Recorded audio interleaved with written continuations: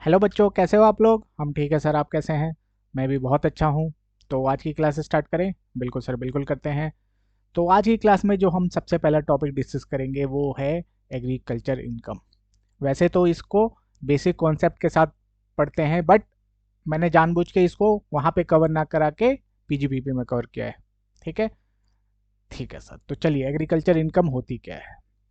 उससे पहले हमने रेसिडेंशियल स्टेटस जब पढ़ा था, वहाँ पे देखा था कि एग्रीकल्चर इनकम अगर कोई होती है, एग्रीकल्चर इनकम कोई है कहाँ पे, इंडिया में।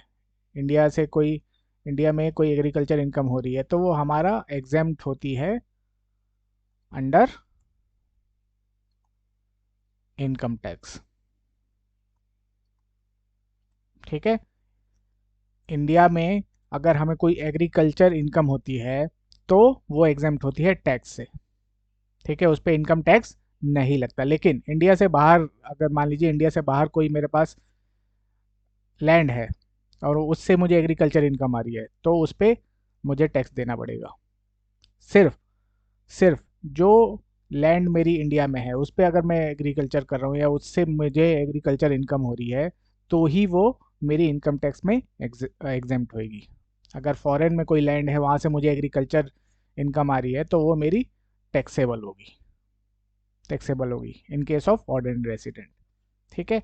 ठीक है सर। तो चलिए समझते हैं कि एग्रीकल्चर इनकम वैसे तो हमारे सिलेबस का के लिए उतना इम्पोर्टेंट नहीं है, बट एग्जामिनर का कुछ भरोसा नहीं है, कुछ भी पूछ सकता है। तो ज़्यादा टाइम नहीं देंगे इसके ऊपर, बट कवर करके चलेंगे। Okay. Okay sir. Agriculture means tilling of land, sowing of seed and similar operation. Agriculture आप सभी जानते हैं क्या करते हैं। एग्रीकल्चर में, खेती में क्या करते हैं सर। जैसे गेहूँ उगाते हैं हम लोग, चावल उगाते हैं, सब्जियाँ हो गई, फ्रूट हैं, ये सब क्या है, खेती के थ्रू ही होता है। ठीक है। ठीक है सर। इसमें दो ऑपरेशन इन्वॉल्व होते हैं, एक बेसिक ऑपरेशन होता है और दूसरा होता है सबक्वेंट ऑपरेशन। मतलब ऑपरेशन मतलब एक्टिविटीज़। पहली एक्टिविटीज़, बेसिक ऑपरेशन में वो सारे एक्टिविटीज़ आ जाते हैं जो कि इम्पोर्टेंट है, इम्पोर्टेंट है। अगर हम वो नहीं करेंगे तो हम वो जो प्रोडक्ट है, प्रोड्यूस है, उसको हम रेज ही नहीं कर पाएंगे। ठीक है। जैसे कि जमीन को खोदना, उससे वहाँ पे बीज डाल के उसको उगाना, फसल को उगाने तक के जो भी ऑपरेशन है, एक्टिविटीज़ हैं, वो हमारे बेसिक ऑपरेशन में आ जाएंगे। ठीक है। उसके बाद फसल को काटना, सुखाना, जो वेस्ट है उसको अलग करना, ठीक है, वो सब हमारे सबक्वेंट ऑपरेशन में आ जाते हैं। ठीक है। ठीक है। तो सबक्वेंट ऑपरेशन जब भी हम देखेंगे तो देखेंगे बेसिक ऑपरेशन से जोड़ के। अगर हमारे बेसिक ऑपरेशन लैंड पे हुए हैं, लैंड पे हुए हैं तभी वो हमारी एग्रीकल्चर इनकम एग्जेम्प्ट होगी। ठीक है। ठीक है सर। अगर बेसिक ऑपरेशन लैंड पे नहीं हो रहे हैं तो हमारी एग्रीकल्चर इनकम नहीं बनेगी। Okay. Okay sir. Agriculture income में arise in any of the following three ways. It may be rent और revenue drive from a land situated in India. कहाँ पे होनी चाहिए लैंड, इंडिया में होनी चाहिए। इंडिया से बाहर अगर कोई लैंड है, फॉर एग्जांपल मेरी कोई लैंड है नेपाल में, वहाँ से, उस लैंड से, एग्रीकल्चर लैंड है, वहाँ से मुझे कोई एग्रीकल्चर की इनकम आ रही है, नेपाल से एग्रीकल्चर इनकम आ रही है, तो क्या वो उस पर टैक्स लगेगा। Answer is yes. वो मेरी पूरी की पूरी टैक्सेबल होगी। सिर्फ इंडिया में जो लैंड है उससे अगर कोई एग्रीकल्चर इनकम हो रही है वो मेरी एग्जेम्प्ट होगी। ओके। Okay sir.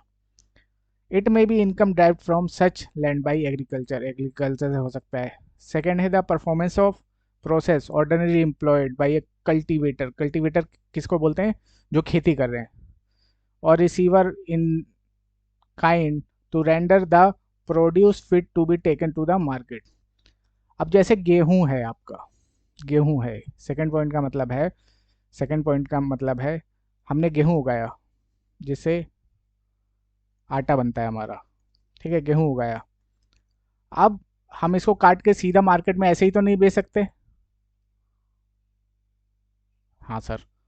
उसमें जो सिर्फ गेहूं के सीड्स है उसको अलग करेंगे और बाकी जो वेस्ट है, वेस्ट मटेरियल है जिसका कोई यूज़ नहीं है, उसको अलग करेंगे।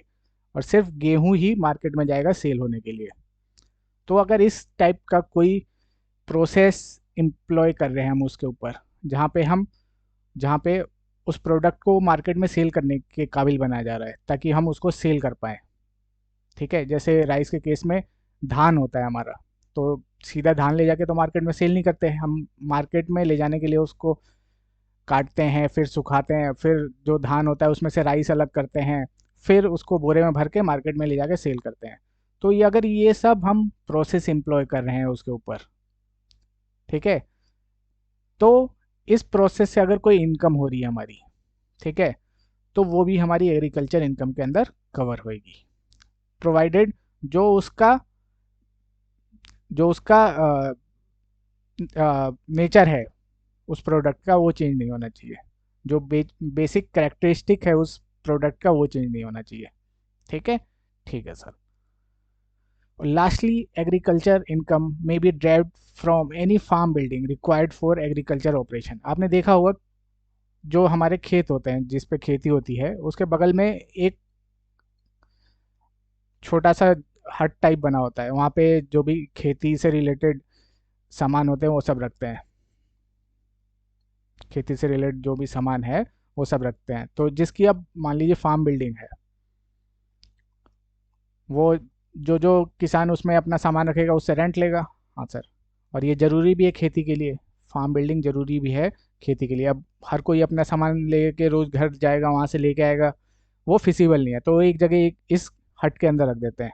और जो हट का मालिक है वो क्या करेगा, रेंट लेता है, नॉमिनल रेंट लेता है। तो अगर इस टाइप का कोई इनकम है तो वो भी हमारी एग्रीकल्चर इनकम मानी जाएगी। ठीक है, ठीक है सर। लेकिन ये जो हमारा एग्रीकल्चर इनकम बनने के लिए बेसिक ऑपरेशन का जो कंडीशन है कि लैंड पे होना चाहिए, नर्सरी के केस में एप्लीकेबल नहीं है। नर्सरी का क्या होता है, वहाँ पे आप देखोगे कि हमें जब भी कोई प्लांट खरीदना है तो हम जाके नर्सरी से खरीद के लाते हैं, गमला वगैरह हो गया, पौधा वगैरह लेके आते हैं। तो नर्सरी में अगर कोई वहाँ इनकम उनकी हो रही है सैम्पलिंग और सीडलिंग से, नर्सरी में जो कि उगा हुआ है, तो उसके लिए ये बेसिक ऑपरेशन लैंड पे होना ज़रूरी नहीं है। ठीक है, नर्सरी के केस में हम मान लेंगे कि वो एग्रीकल्चर इनकम है। ठीक है, इवन बेसिक ऑपरेशन जो है अगर लैंड पे नहीं हुए तब भी। Okay, okay sir. चलिए,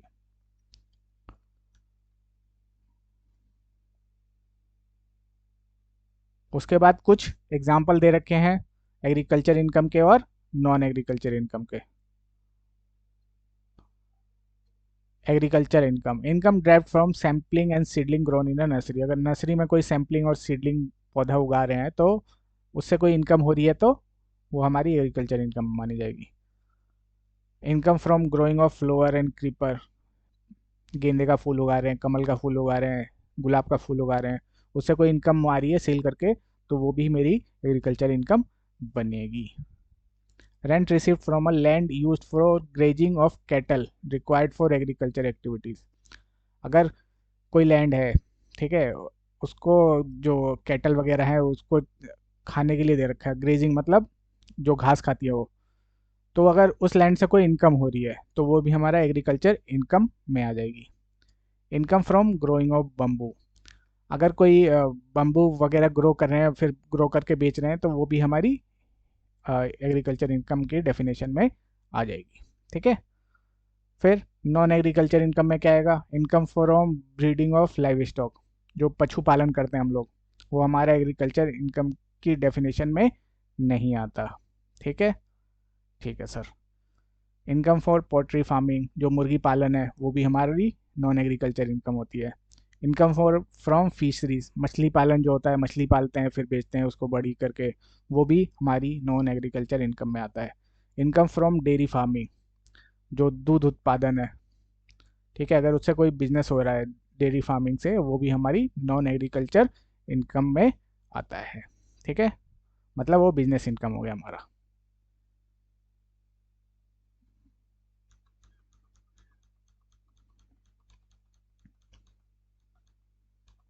ठीक है, ठीक है सर। अब कई बार क्या होता है कि कोई पर्सन है, कोई एसएससी है, उसने खुद ही अपना प्रोडक्ट उगाया और उसी से ही वो मैन्युफैक्चर कर रहा है। ठीक है, तो इसमें एग्रीकल्चर इनकम भी आ जाएगी और बिजनेस इनकम भी आ जाएगी, लेकिन कितनी होगी वो केस टू केस डिपेंड करता है। लेकिन तीन केसेस में, रबर, टी, कॉफ़ी के केस में परसेंटेज दे रखी है कि हम इनकम टैक्स में बोला है कि हम मान लेंगे कि इतनी परसेंटेज बिजनेस इनकम है और इतनी एग्रीकल्चर इनकम है। बट जैसे कि शुगर केन है आपका, शुगर केन के केस में शुगर केन से क्या बनता है हमारा सर, शुगर बनता है। ठीक है, अब जो शुगर केन उगा रहा है उसी का ही यूज़ करके वो शुगर भी बना रहा है। तो अब इसमें से कितना एग्रीकल्चर इनकम है, कितना बिजनेस इनकम है, ये हमें अलग अलग करना पड़ता है। ये हमें अलग अलग करना पड़ता है। ठीक है, क्योंकि एग्रीकल्चर इनकम पे टैक्स नहीं लगेगा और बिजनेस इनकम पे हमें टैक्स देना होता है। ओके, ओके सर, चलिए तो एक क्वेश्चन दे रखा है इसके ऊपर, क्वेश्चन सॉल्व करते हैं। Mr. B grows sugarcane, uses the same for the purpose of manufacturing sugar in his factory. Mister B हैं जो कि गन्ने उगाते हैं, शुगर केन किसको बोलते हैं, गन्ना, जिससे चीनी बनता है हमारा और गुड़ भी बनता है। And uses the same for the purpose of manufacturing sugar in his factory. गन्ना उगाता भी खुद है और उसी से चीनी भी खुद ही बना रहा है वो। 30% of sugar cane produce is sold for 10 lakh and the cost of cultivation of such sugar cane is 5 lakh. जो उसने शुगर केन उगाया उसमें से 30% जो उसने शुगर केन उगाया था वो उसने 10 लाख में बेच दिया और उसको उगाने का कॉस्ट 5 लाख था। ठीक है, यहाँ तक कोई दिक्कत नहीं sir. The cost of cultivation of balance sugar cane is 14 lakh. जो बाकी का 70% शुगर केन था उसको उगाने में उसको 14 लाख रुपए लगे और मार्केट वैल्यू थी उसकी 22 lakh. After incurred ₹1.5 lakh in the manufacturing process, उसने क्या किया, 1.5 लाख और लगाया। गन्ने बन गए थे, 1.5 लाख और लगाया उस पर और लगा के जो बैलेंस शुगर केन था उससे शुगर बनाया और उसे 25 लाख में बेच दिया। 25 लाख में बेच दिया। तो हमें यहाँ पे निकालना है बिजनेस इनकम और एग्रीकल्चर इनकम। ठीक है, ठीक है सर, शुगर केन है, हाँ सर, 30%, 70%। ठीक है, ये शुगर केन है आपके 30% और ये हो गई 70% शुगर केन, मतलब अभी गन्ना ही है। 30% क्या करता है, ये सेल कर देता है 10 लाख में और उसकी कॉस्ट उगाने की थी उसकी 5 लाख रुपए, तो 5 लाख की इनकम आ गई। हाँ सर, ये तो हमारी एग्रीकल्चर इनकम है, यहाँ तक तो कोई डाउट है नहीं हमें। ये हमारी एग्रीकल्चर इनकम है। ठीक है, ठीक है सर। अब 70% जो बचा, ठीक है, हाँ सर, उससे उसने क्या बनाई, शुगर बनाई, शुगर बनाई और उसको सेल सोल्ड कितने में किया, सेल कितने में किया उसने, 25 लाख में, 25 लाख में। ठीक है, ठीक है सर। अब मार्केट वैल्यू ऑफ जो शुगर केन है 70% का, जिससे उसने चीनी बनाई, उसकी वैल्यू को हम मार्केट वैल्यू को माइनस कर देंगे। क्यों सर, अगर मान लीजिए वो खुद नहीं बनाता, मार्केट से लेके आता, तो कितने लगते उसके सर, 22 लाख लगते। ठीक है, और मैन्युफैक्चरिंग कॉस्ट कितना लगा उसका, मैन्युफैक्चरिंग कॉस्ट कितना लगा उसका सर, 1.5 लाख रुपए। तो 1.5 लाख और माइनस कर दिया, माइनस करने के बाद हमारा आता है, बचा 3, 3 में से 1.5 गया, 1.5 लाख। ठीक है, ये आ गई हमारी बिजनेस इनकम। ठीक है, ठीक है सर। उसके बाद अब जो market value of sugar cane है, अगर ये मार्केट में शुगर केन जो बेचता, अगर जो 70% शुगर केन है अगर इसको मार्केट में बेचता तो कितने मिलते इसको सर, 22 लाख। और कितने में बनाया था इसने, उसको उगाने का कितना कॉस्ट था सर, 14 लाख। तो 8 लाख, ये भी हमारा बन जाएगा एग्रीकल्चर इनकम। तो टोटल एग्रीकल्चर इनकम कितनी हो गई, टोटल एग्रीकल्चर इनकम कितनी हो गई हमारी, टोटल हो गई सर 5 लाख ये और 8 लाख ये। 13 लाख हमारी एग्रीकल्चर इनकम हो गई और बिजनेस इनकम हो गई हमारी 1.5 लाख। ठीक है, ठीक है, क्लियर है? बिल्कुल सर। चलिए अब आगे चलते हैं। ये था हमारा अगर शुगर केन के केस में है। अब जो हम डिस्कस कर रहे हैं ये भी कंपोजिट इनकम ही होती है इनसे, जैसे रबड़ हो गया, रबड़ के प्लांट होते हैं जो हमारे टायर वगैरह बन रहे हैं, रबड़ के जो भी प्रोडक्ट बन रहे हैं, रबड़ के पेड़ लगे होते हैं, उससे रबड़ निकाल के उससे फिर प्रोडक्ट बनते हैं। तो इसमें आप इनकम टैक्स ने बोला है, इनकम टैक्स डिपार्टमेंट ने बोला है कि हम इसमें डीम्ड मांगेंगे कि इतनी परसेंटेज हमारी बिजनेस इनकम होगी और इतनी परसेंटेज एग्रीकल्चर इनकम होगी, रबड़, टी और कॉफ़ी के केस में। ठीक है, तो चलिए देखते हैं कितनी कितनी परसेंटेज बिजनेस इनकम मानता है, कितनी परसेंटेज वो एग्रीकल्चर इनकम मानता है। तो इन केस में क्या करेंगे, पहले हम पूरी इनकम निकालेंगे, एक्सपेंस वगैरह सब माइनस करने के बाद जितनी इनकम आएगी उसको हम फिर दो बाटों में डिवाइड कर देंगे। मतलब जितना भी हमारा इनकम अंदर पीजीबीपी आएगा उसको हम टू पार्ट्स में डिवाइड कर देंगे, एक एग्रीकल्चर और एक बिजनेस इनकम। तो एग्रीकल्चर इनकम हमारा एग्जेम्प्ट हो जाएगा और बिजनेस इनकम टैक्सेबल हो जाएगा। Okay, okay sir. चलिए, where income is partly agriculture and partly business in nature. Rule 7A, ये रूल आपको याद करने हैं, तीन ही है, कोई दिक्कत नहीं है। 7A आपका रबड़ का है, 7B कॉफी का है और 8 टी का है। ठीक है, 8 टी का है। ठीक है, ओके सर। तो पहला बोलता है income from sale of rubber product derived from a रबड़ plant grown by the seller in India. कोई ऐसी है, रबड़ के पेड़ है उसके, उसने रबड़ निकाली, उससे प्रोडक्ट बना के बेच रहा है।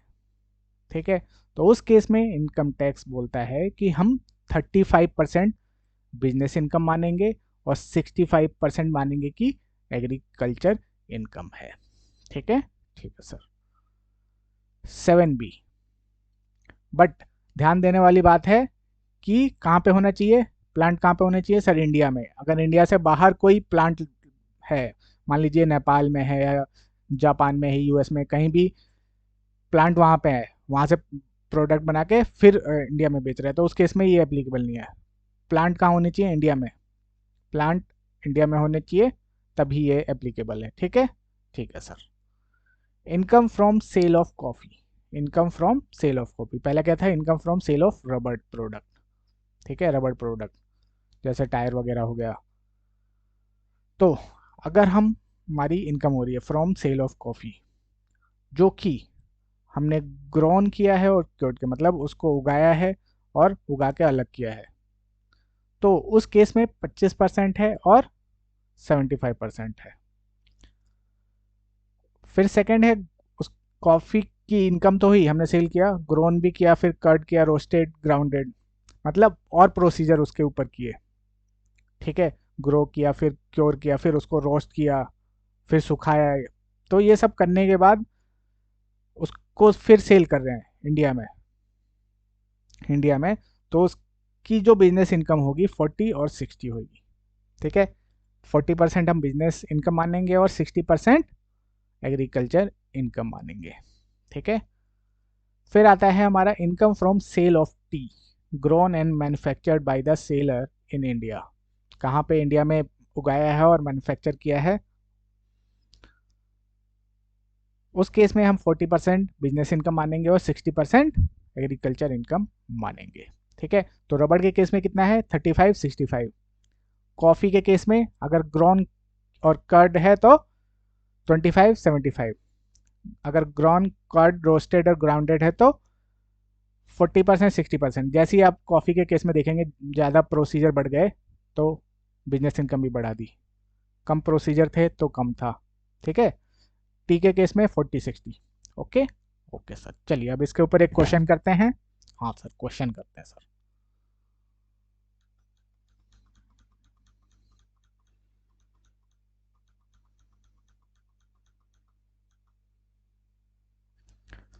Miss Vivita, a resident and ordinary resident in India, has derived the following income from various operations relating to plantation and estate owned by her during the year 31st March 24. Mister Babita ordinary resident of India है। Ordinary resident of India के case में global income, पूरे जहां की income, ठीक है, पूरे world की इनकम इंडिया में टैक्सेबल होती है। ओके ओके सर, तो चलिए पढ़ते हैं क्या है।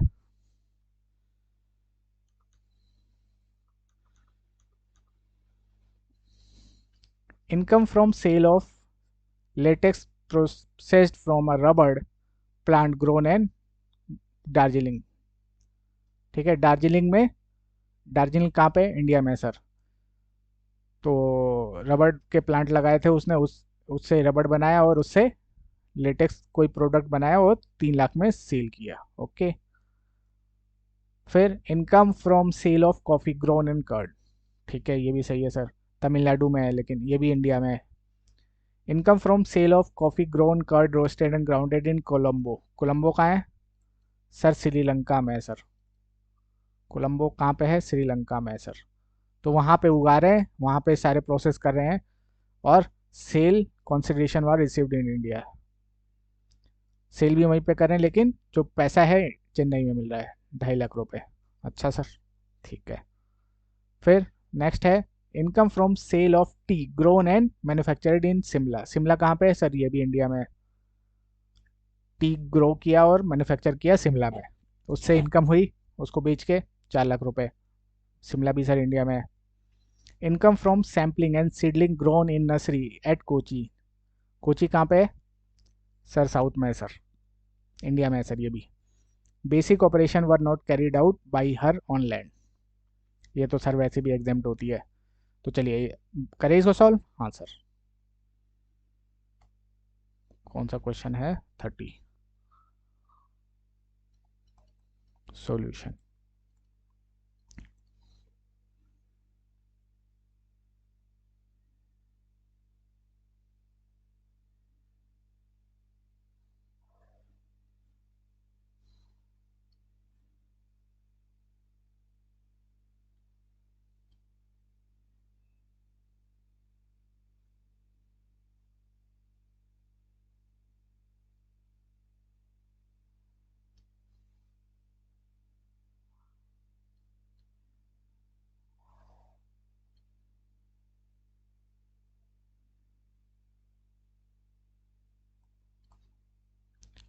Particular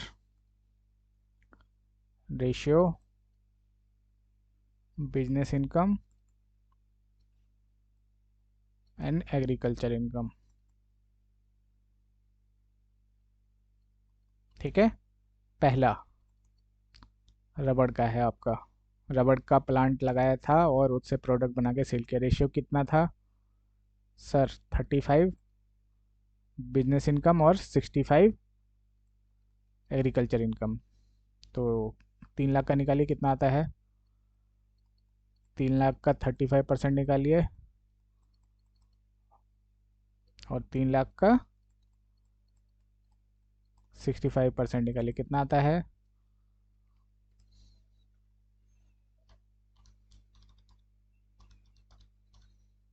sir. ये आया 1,05,000 और ये आया हमारा सर 1,95,000। ठीक है, ठीक है सर। नेक्स्ट है coffee grown and cured in India. In India इसका रेशियो क्या है सर, 25% और 75%। 25% बिजनेस इनकम और 75% एग्रीकल्चर इनकम। कितनी इनकम है सर, 1 लाख। तो 1 लाख का हो गया ये 25,000 रुपये और ये 75,000 रुपये। Third, income from sale of coffee ground cured roasted ground in Colombo Sri Lanka, 2.5 lakh रुपये। तो पूरा का पूरा ये बिजनेस इनकम बन जाएगा। कॉफ़ी ग्रोन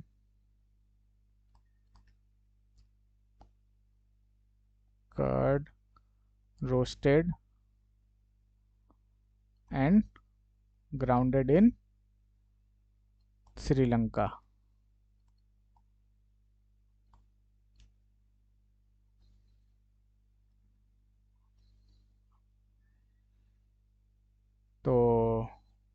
इस केस में कोई रेशियो नहीं लगेगा, पूरी की पूरी आपकी बिजनेस इनकम बन जाएगी, क्योंकि इंडिया में नहीं है। तो ये हो गया हमारा 2.5 लाख। एग्रीकल्चर इनकम कुछ नहीं होगा इस केस में। फिर आ गया fourth, T grown and manufacture. कहाँ पे किया है सर? शिमला, इंडिया में सर। टी कॉफ़ी पे कितना है सर? 40 और 60, 40% बिजनेस इनकम और 60% एग्रीकल्चर इनकम। ठीक है, ठीक है सर। तो कितना आएगा? 4 लाख का 40%,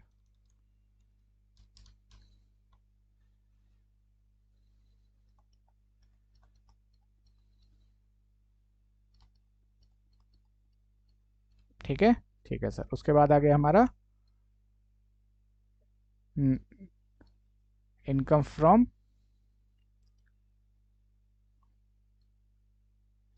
nursery, sampling and seeding nursery. ये हमारी सारी की सारी एग्रीकल्चर इनकम बन जाएगी।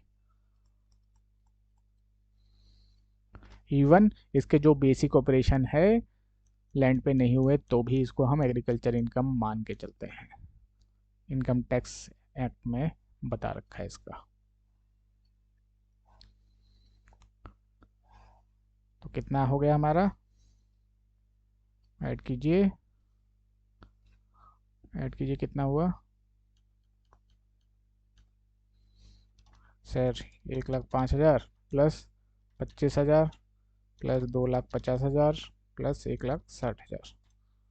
यह है सर 540, और यह है 195, 75, 240 और 80, 590। तो बिजनेस इनकम कितनी होगी सर? 5,40,000, और एग्रीकल्चर इनकम कितनी होगी? 5,90,000। ठीक है, ठीक है सर। तो बिजनेस इनकम इतनी हो गई और एग्रीकल्चर इनकम इतनी हो गई। Okay, okay sir. चलिए अब क्वेश्चन दिए हैं प्रैक्टिस के लिए, तो चलिए एक एक करके सॉल्व करते हैं। Okay, okay sir. तो हमारा यहाँ पे पीजीबीपी चैप्टर ख़त्म। जो पीजीबीपी का चैप्टर है वो ख़त्म हो गया है। अब इसमें ऑप्शनल और डिफ़ॉल्ट टैक्स रिजीम में एक बार इसको डिस्कस कर लेते हैं। डिफ़ॉल्ट टैक्स रिजीम में एडिशनल डेप्रिसिएशन नहीं मिलेगा। ठीक है, साइंटिफिक रिसर्च के लिए अगर कुछ डोनेशन दी है तो वो नहीं मिलेगी। अगर ये ना हो है तो वो मिल जाएगी, उसके ऊपर जो भी एक्सपेंडिचर होगा। और जो हमारा स्पेसिफाइड बिजनेस है 35AD का, उसकी डिडक्शन नहीं मिलेगी डिफ़ॉल्ट टैक्स रिजीम के अंदर। Okay, okay sir. चलिए तो अब क्वेश्चन सॉल्व करते हैं।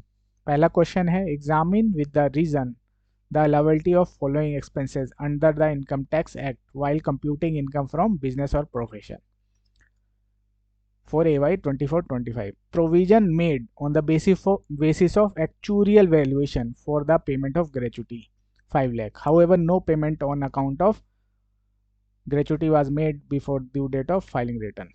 बोलता है कि असेसी ने प्रोविजन बनाया है, प्रोविजन फॉर ग्रेचुटी, लेकिन एक्चुअल में कोई ग्रेचुटी ड्यू नहीं है। एक्चुअल में कोई ग्रेचुटी ड्यू नहीं है, कोई पेमेंट नहीं हुई ग्रेचुटी की। तो क्या ये अलाउ होगा? आंसर इज नो, ये हमारा डिसअलाउ हो जाएगा। ठीक है, ग्रेचुटी में तभी अलाउ होगा या तो प्रोविजन फॉर कंट्रीब्यूशन है और कंट्रीब्यूशन वो पे कर रहा है, या फिर एक्चुअल में ग्रेचुटी ड्यू हो गई, मतलब एक्चुअल में पे कर रहे हैं उसको, एक्चुअल में ग्रेचुटी पे होना है। ठीक है, सिर्फ प्रोविजन बनाने से काम नहीं चलेगा। ठीक है, ओके सर। फिर नेक्स्ट है हमारा, purchase of oil seeds of 50,000 in cash from a farmer on a banking day. Oil seed agriculture produce है। ठीक है, किसको पेमेंट कर रहे हैं सर? फार्मर को, बैंकिंग डे पे। अब बच्चा कंफ्यूज कि सर क्या करूँ इसमें। तो 48(3) में जो हमारा कैश डिसअलाउंस वाला है, वहाँ पे एक्सपेंडिचर डिसअलाउ होता है अगर हम 10,000 से ज़्यादा की कैश पेमेंट करते हैं इन अ डे। लेकिन वहाँ पे एक्सेप्शन भी थे, रूल 6DD वाले में। वहाँ पे ये था कि अगर हम एग्रीकल्चर प्रोड्यूस के लिए फार्मर को पेमेंट कर रहे हैं एग्रीकल्चर प्रोड्यूस के लिए फार्मर को पेमेंट कर रहे हैं, तो उस केस में 10,000 वाली लिमिट एप्लीकेबल नहीं है। 48(3) उस वाले ट्रांजेक्शन पे एप्लीकेबल नहीं है, तो ये हमारा अलाउ हो जाएगा, कोई दिक्कत नहीं है। फिर tax on a non monetary perquisite provided to a employee ₹20,000। Sir non monetary perquisite जो होता है एम्प्लॉय के हैंड में क्या होता है सर? एग्जेम्प्ट होता है। एम्प्लॉय के हैंड में एग्जेम्प्ट होता है, तो इसीलिए उसको हम जो एम्प्लॉयर है उसके हैंड में टैक्सेबल कर देते हैं, मतलब डिसअलाउ कर देते हैं।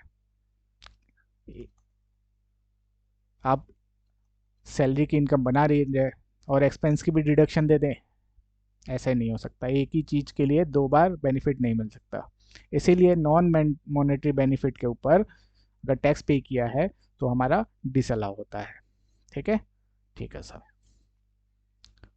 Payment of 50,000 by using credit card for fire insurance. Fire insurance के लिए 50,000 रुपये पे किया है बाई क्रेडिट कार्ड, तो क्या अलाउ होगा? Answer is yes. Credit card भी हमारा प्रिस्क्राइब मोड के अंदर आता है। क्रेडिट कार्ड, डेबिट कार्ड, ये सब हमारा प्रिस्क्राइब मोड ऑफ पेमेंट के अंदर आता है, तो अलाउ हो जाएगा। Salary payment of 10 lakh to mister X outside,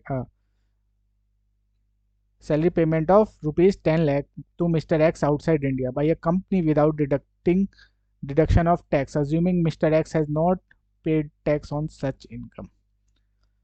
40A में हमने देखा था कि अगर कोई सैलरी पेमेंट है जो कि इंडिया से बाहर हो रही है या फिर नॉन रेसिडेंट को हो रही है और उस पर टीडीएस डिडक्ट नहीं किया, तो वो क्या होगा? एक्सपेंडिचर, वो एक्सपेंस डिसअलाउ हो जाएगा, तो ये भी हमारा डिसअलाउ हो जाएगा। ठीक है, ठीक है सर। उसके बाद नेक्स्ट है payment made in cash for ₹30,000 to a transporter in a day for carriage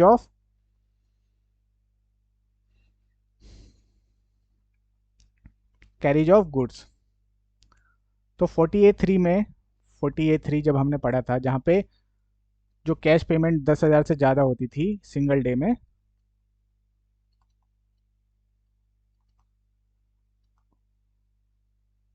तो उसका एक्सपेंस हमारा डिसअलाउ हो जाता था, एक्सपेंस डिसअलाउ हो जाता था। लेकिन लेकिन अगर कोई ट्रांसपोर्टर है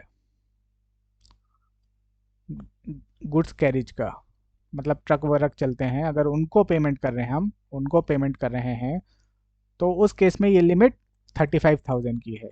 35,000 तक हम किसी ट्रांसपोर्टर को जिसके ट्रक्स वगैरह चलते हैं सिंगल डे में 35,000 की पेमेंट कर सकते हैं। तो कितनी पेमेंट करी है सर? 30,000। तो कोई दिक्कत नहीं है, 35,000 तक कर सकते हैं in case of transporter of goods carriage, उसको अगर पेमेंट कर रहे हैं तो ये अलाउ हो जाएगा, इसमें कोई दिक्कत नहीं है। ठीक है, ठीक है सर। चलिए अब नेक्स्ट क्वेश्चन करते हैं।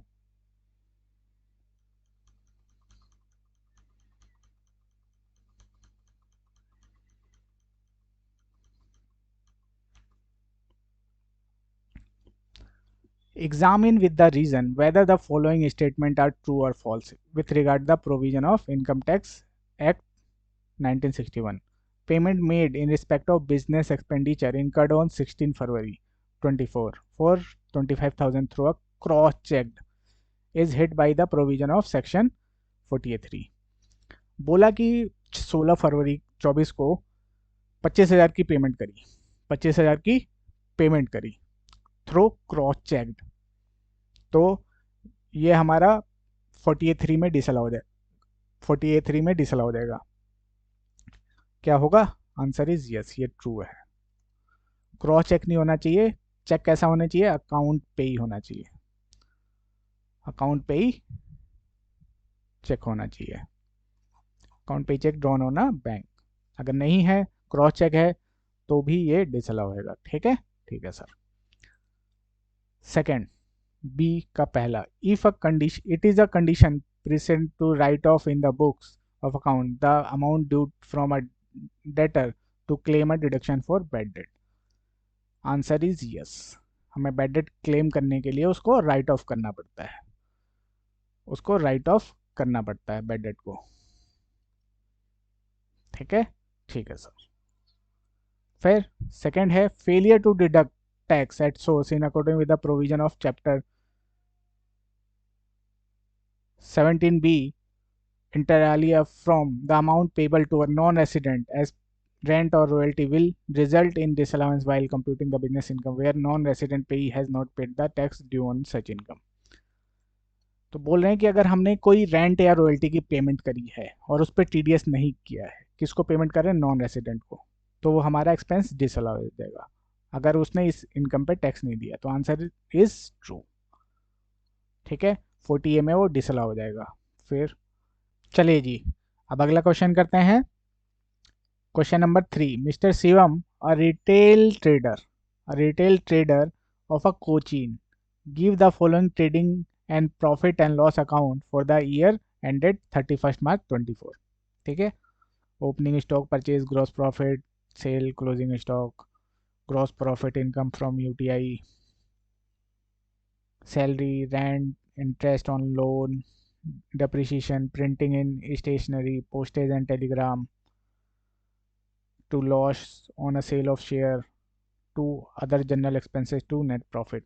जब भी इस टाइप का क्वेश्चन आएगा, जो कि अभी रिसेंट ट्रेंड में हमें इसी टाइप के क्वेश्चन दे रखे हैं जहाँ पे पीएनएल दे रखा होता है और एडजस्टमेंट दे रखी होती है, तो हमें एक बार पूरे जो भी आइटम दे रखे हैं गो थ्रू करना है।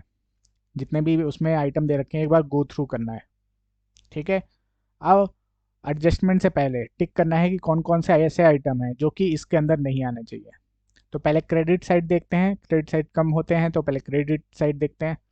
इनकम फ्रॉम यूटीआई, ये हमारा यूटीआई क्या होता है? जैसे हमें इंटरेस्ट वगैरह मिलता है बैंक से, उस टाइप से यूटीआई से भी कोई डिविडेंड वगैरह या इंटरेस्ट मिल रहा है, यूनियन ट्रस्ट ऑफ इंडिया, तो ये हमारा इनकम फ्रॉम अदर सोर्सेज की इनकम बनेगी, ना कि पीजीबीपी। पीजीबीपी में वही इनकम आएगी जहाँ पे बिजनेस कर रहा हो एसएससी या कोई प्रोफेशन में हो। ये आपकी पैसिव इनकम है, एसएससी को कुछ नहीं करना पड़ा, उसने इन्वेस्टमेंट कर रखा है, उससे उसको इनकम आ रही है, तो ये इनकम फ्रॉम अदर सोर्सेज में चला जाएगा। ठीक है, ठीक है सर। अब आते हैं इधर, two loss on a sale of share, ये हमारा यहाँ का नहीं है। Loss on a sale of share short term, ये हमारा कैपिटल गेन में चला जाएगा। तो दो आइटम मिल गए हमें इसमें कि जिसमें हमें पता है कि ये पीजीबीपी की इनकम या एक्सपेंस नहीं है, इसको हमें हटाना है यहाँ से।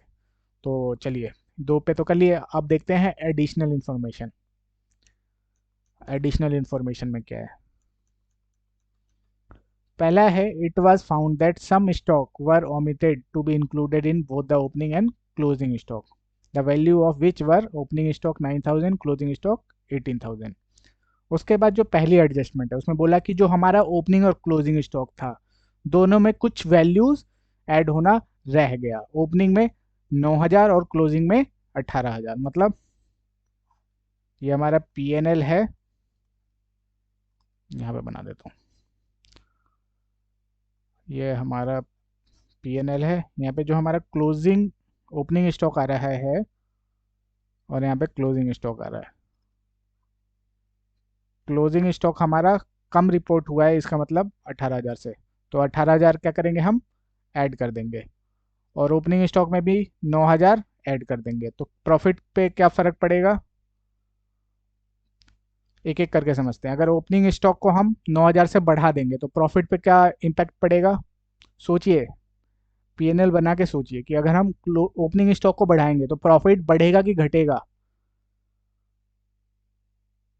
सोचिए सर, अगर हम ओपनिंग स्टॉक बढ़ाएंगे तो हमारा नेट प्रॉफिट कम हो जाएगा, नेट प्रॉफिट कम हो जाएगा। ठीक है, अगर ओपनिंग स्टॉक कम होएगा तो, अगर मान लीजिए ओपनिंग स्टॉक कम करते हैं तो उस केस में हमारा प्रॉफिट बढ़ जाएगा, हमारा प्रॉफिट बढ़ जाएगा। क्लोजिंग स्टॉक में अगर हम क्लोजिंग स्टॉक को बढ़ाएंगे, इंक्रीज करेंगे, तो हमारा नेट प्रॉफिट बढ़ेगा या घटेगा? सर बढ़ेगा, सर बढ़ेगा। और क्लोजिंग स्टॉक को कम करेंगे तो सर नेट प्रॉफिट कम हो जाएगा। ठीक है, तो ये आपको खुद से एक बार ट्राई करना है, ये जो मैं बोल रहा हूँ खुद से एनालिसिस करना है कि क्लोजिंग स्टॉक अगर बढ़ रहा है, देखिए ये पीएनएल है, ये क्या है, डेबिट साइड है, ये क्रेडिट साइड है। क्रेडिट साइड बढ़ेगा तो हमारा नेट प्रॉफिट बढ़ेगा, और डेबिट साइड बढ़ेगा तो हमारा प्रॉफिट कम होएगा।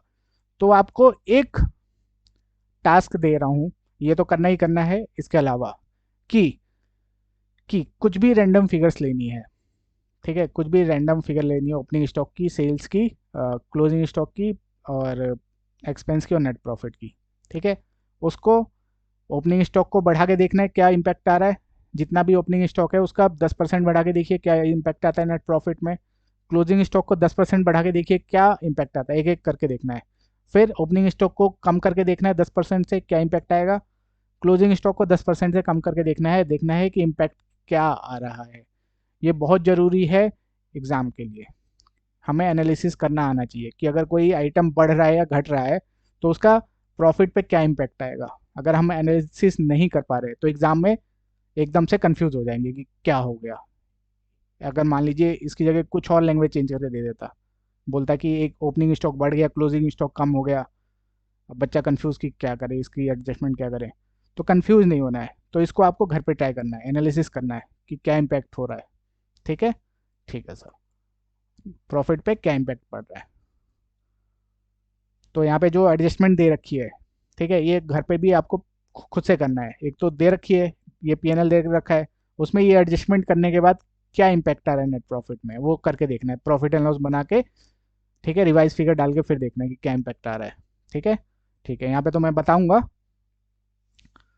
तो चलिए, पहला हो गया, क्या करना है अभी देखते हैं इसको। ओपनिंग स्टॉक बढ़ाना है तो हमारा प्रॉफिट कम होएगा, और क्लोजिंग स्टॉक बढ़ेगा तो हमारा प्रॉफिट बढ़ जाएगा। ठीक है, ठीक है sir. Salary include 10,000 paid to his brother which is unreasonable to the extent of 2,000। उसने अपने भाई को 10,000 की पेमेंट करी सैलरी की, जो कि 2,000 तक अनरीजनेबल था। तो यहाँ पे कौन सा सेक्शन लग जाएगा सर, 48(2). अगर रिलेटेड पार्टी को हम कोई खर्चा कर रहे हैं उनको, और जो कि अनरीजनेबल है, तो जितना अनरीजनेबल है वो डिसअलाउ हो जाएगा, तो 2,000 हमारा डिसअलाउ हो जाएगा। The whole amount of printing and stationery was paid in cash by way of one time payment to mister Ramesh. अब यहाँ पे ये नहीं लिखा कि सिंगल डे में पेमेंट किया है, लिखा है कि वन टाइम पेमेंट कर दी। ठीक है, तो ध्यान से समझना है कि मतलब क्या है उस क्वेश्चन का, उस लाइन का मतलब क्या है। The whole amount of printing and stationery was paid in cash by way of one time payment. एक बार में ही सारी पेमेंट कर दी, कभी भी करी हो। तो मान लीजिए कभी भी एक टाइम पेमेंट करेगा तो एक बार में ही करेगा, एक ही दिन में करेगा। ठीक है, रमेश को कितनी है प्रिंटिंग स्टेशनरी की, सर 20,200। तो ये भी हमारा 48(3) में डिसअलाउ हो जाएगा। ठीक है, ठीक है sir.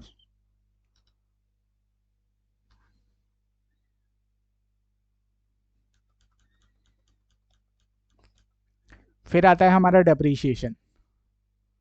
The depreciation provided in profit and loss account is इतना 1,05,000। हमें मतलब नहीं है, डेप्रीशिएशन को हम सेपरेटली देखेंगे। हमें डेप्रीशिएशन के केस में अलग से कैलकुलेट करना है, तो अभी इसको छोड़ दीजिए। अकाउंट वाला तो ऐड कर देंगे, और एज पर इनकम टैक्स हमें कैलकुलेट करना पड़ेगा, तो कैलकुलेशन अभी करेंगे थोड़ी देर में। अभी इसको होल्ड पे डालते हैं।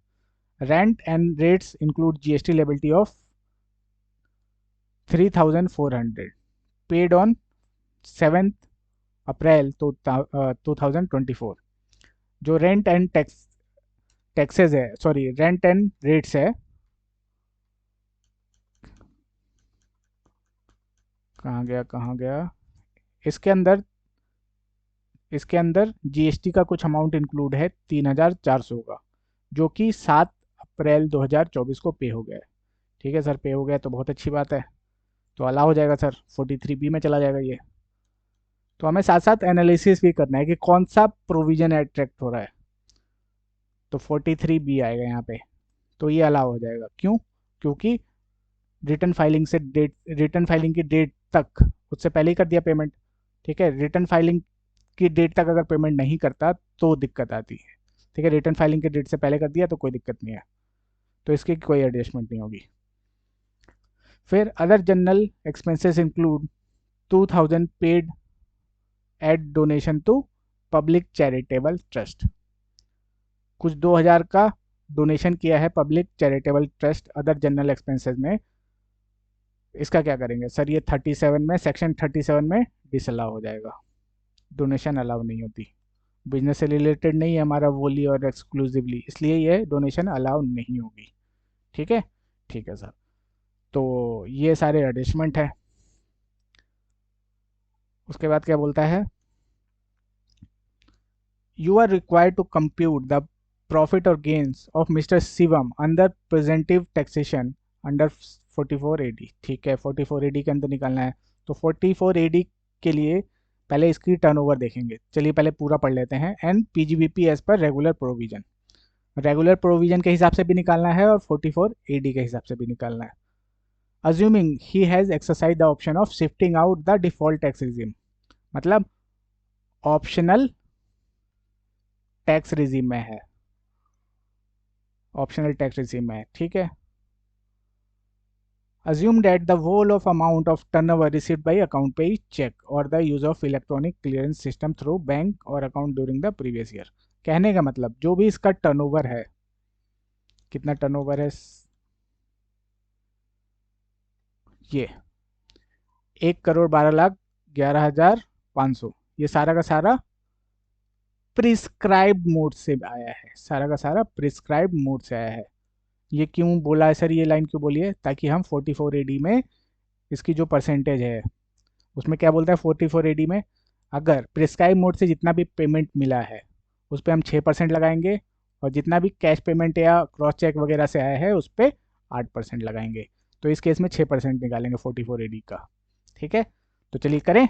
हाँ सर, करते हैं सर। 3 सॉल्यूशन, पहले 44 AD का करेंगे, रेगुलर वाले करते हैं? सर पहले 44 AD का कर लेते हैं। Income under section 44 AD। Since whole amount is received, पूरा का पूरा अमाउंट by prescribed mode,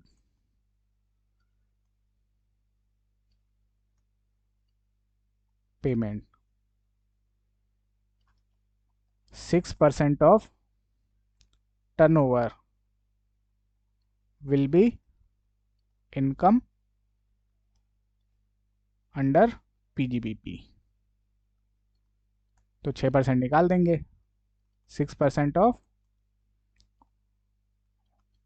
12,11,500।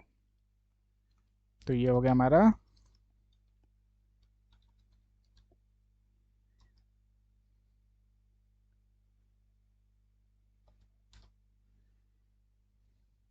672,690।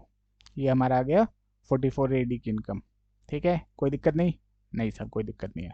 चलिए अब हम अगर रेगुलर करते तो फिर किस कैसे कैलकुलेट करते? Calculation of income under PGBP. इसमें सबसे पहले हम क्या करेंगे? सबसे पहले क्या करेंगे? हमें क्या पता सर, आप बताओ क्या करेंगे। चलिए सबसे पहले हम नेट प्रॉफिट लेंगे। नेट प्रॉफिट में ही जब पीजीबीपी की क्लास स्टार्ट करी थी मैंने, वहाँ पे आपको बताया था कि नेट प्रॉफिट उठाएंगे एज पर बुक्स, उसमें कुछ एडजस्टमेंट कर देंगे, हमारा इनकम फ्रॉम पीजीबीपी निकल के आ जाएगा। तो अभी तक हमें सारे प्रोविजन पता है पीजीबीपी के, बस उसको एडजस्ट करना है नेट प्रॉफिट में। तो करें? बिल्कुल सर, चलिए।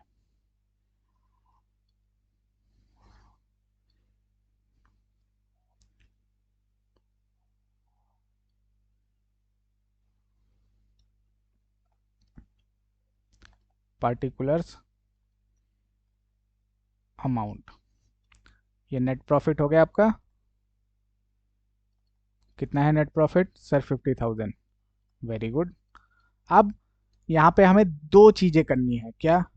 एक एडिशन का कॉलम यहाँ बनाना है, ठीक है, और एक लेस का यहाँ पे।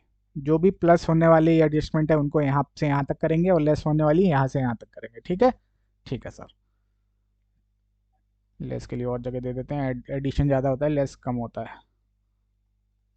चलिए, तो सबसे पहली एडजस्टमेंट है, पहली एडजस्टमेंट क्या है?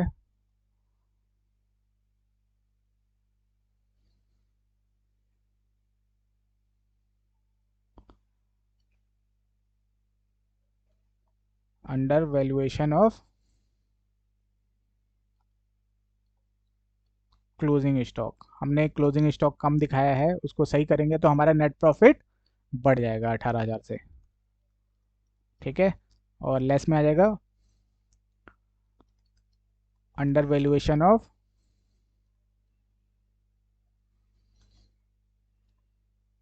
Opening stock. अगर ओपनिंग स्टॉक हम बढ़ाएंगे तो हमारा नेट प्रॉफिट कम हो जाएगा, तो 9,000 से हमारा नेट प्रॉफिट कम हो जाएगा। फिर फिर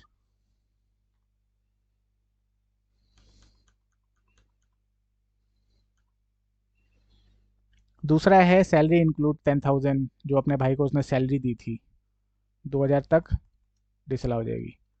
salary disallowed under section 40A2, 2,000 जितना अनरीजनेबल है वो डिसअलाउ हो जाएगा। फिर थर्ड है the whole amount of printing and stationery was paid by in cash one time basis. तो प्रिंटिंग स्टेशनरी का जितना खर्चा है सारा का सारा डिसअलाउ हो जाएगा। कौन सा सेक्शन? Printing and stationery. कौन सा सेक्शन लगेगा sir? 40A3 disallowed under section 40A3। कितना डिसअलाउ होगा सर? पूरा का पूरा डिसअलाउ हो जाएगा। उसके बाद अगला है depreciation. Depreciation as per books कितना है? जितना भी होगा दिमाग नहीं लगाना, हमें ऐड कर देना है।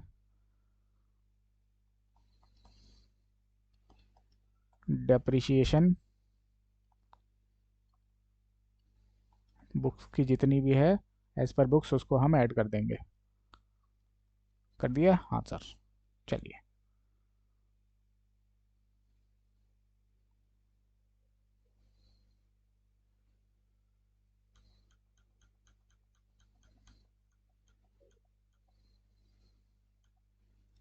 इसको थोड़ा और नीचे ले लेते हैं, जगह कम बच रही है। Less under valuation of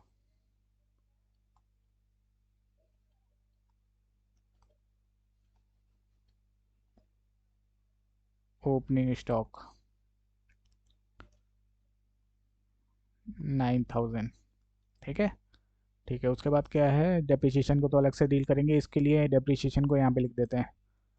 depreciation as per income tax, books वाला ऐड कर दिया और इनकम टैक्स वाला अभी निकालेंगे, तो यहाँ पे डाल देंगे वर्किंग नोट, वर्किंग नोट 1। उसके बाद क्या है? Rent and rates include GST liability of 3,400 paid on 7th अप्रैल 24। इसमें भी 43 भी आ जाएगा, लेकिन इसकी कोई एडजस्टमेंट नहीं करेंगे, तो हमें नोट में बताना पड़ेगा, नोट में लिखना पड़ेगा हमें कि हमने इसका क्यों कोई इम्पैक्ट नहीं लिया।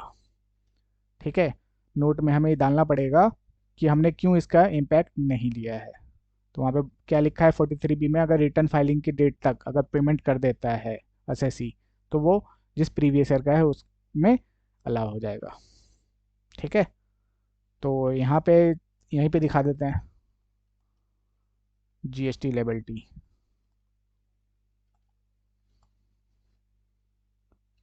वर्किंग नोट 2 डाल दीजिए, यहाँ पे 0 हो गया।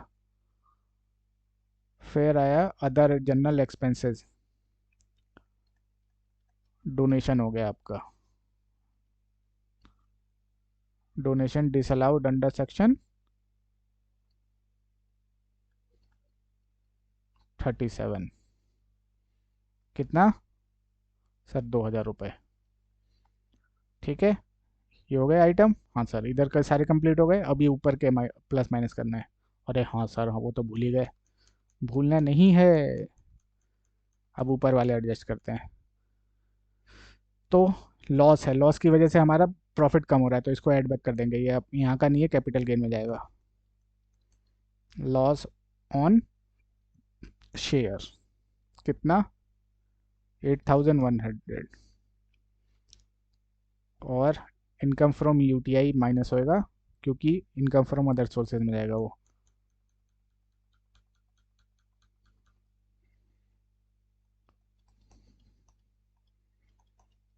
तो इनकम फ्रॉम यूटीआई क्या हो जाएगा हमारा, माइनस हो जाएगा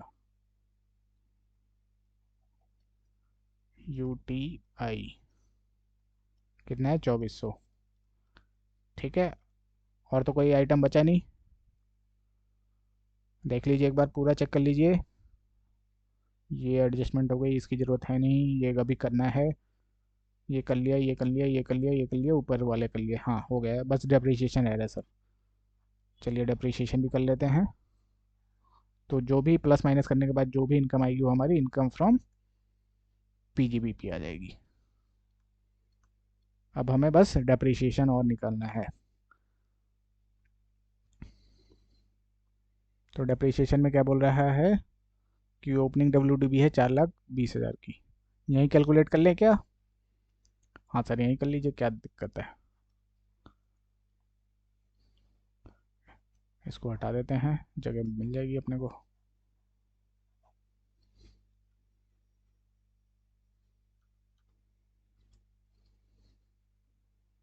depreciation as per income tax,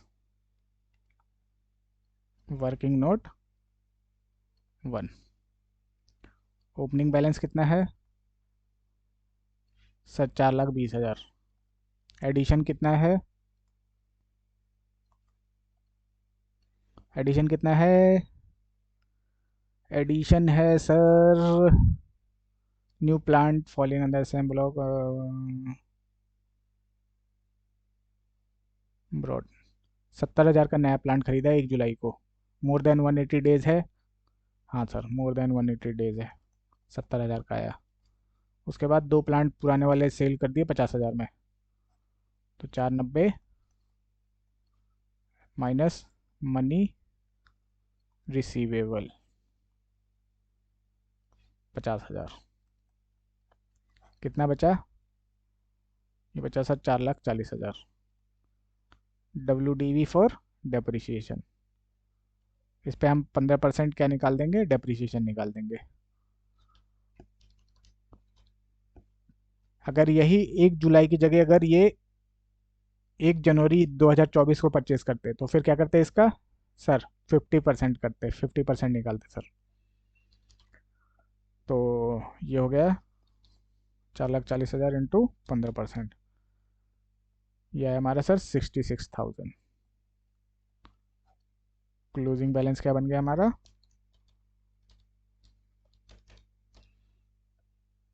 374 इतना। इसकी हमें कोई ज़रूरत नहीं है, हमें बस इससे मतलब है, तो डेप्रिसिएशन यहाँ माइनस कर देते हैं, ये हो गया। ठीक है, चलिए अब प्लस माइनस करते हैं। नेट प्रॉफिट कितना है? 50,000। 50,000 में प्लस किया 18,000, 2,000, 23,200, 1,05,000, 2,000, 8100 माइनस 9,000 माइनस 66,000 माइनस 2,400, ये आया हमारा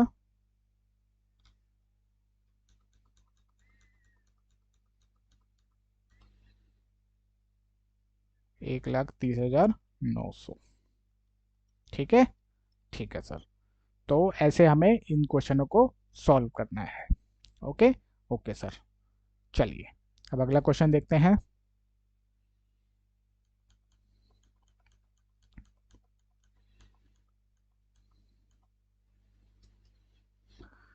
Mr. Sukhvinder is engaged in the business of plying goods carriages. On 1st April 23, he owns 10 truck out of 6 are heavy goods vehicle. Okay, the gross vehicle weight of such goods vehicle is 50,000 kg each. On 2nd May 23, she sold one sorry, he sold one of the heavy goods vehicle and purchased a light goods vehicle on 6th May 23. The new vehicle could, however, be put to use only on 15th June 23. Compute the total income of Mr. Sukhvinder for the AY 24-25. Taking note the following data.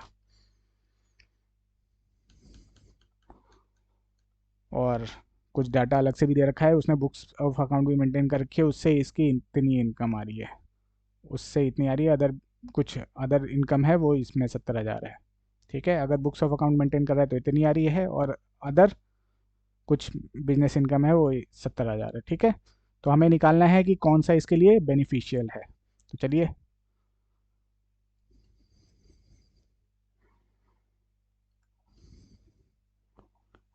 If books are maintained, अगर books maintained है तो कितनी income है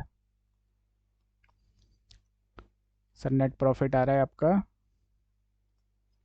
445 plus other income 70,000, ये आ गया हमारा 5,15,000। ठीक है, कोई दिक्कत नहीं सर। अब निकालते हैं income under 44 AE, income under 44 AE, जिसमें बता रखा है कि अगर हैवी गुड्स व्हीकल है, हैवी गुड्स व्हीकल कौन है सर? जिनका 12,000 kg से ज़्यादा व्हीकल वेट होता है, ग्रोस व्हीकल वेट। तो उस केस में हम 1,000 रुपीज़ 1,000 पर टन लेंगे,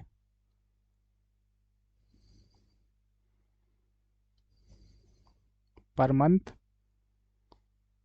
और पार्ट ऑफ मंथ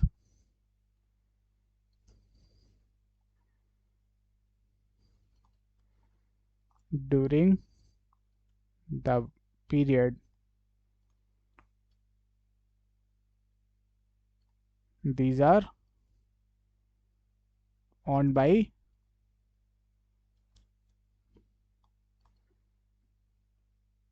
जब तक ऑनर है उतने पीरियड का लेंगे। ठीक है, ठीक है सर। और अदर के केस में क्या है? अदर्स के केस में सर 7,500 पर मंथ और पार्ट ऑफ द मंथ।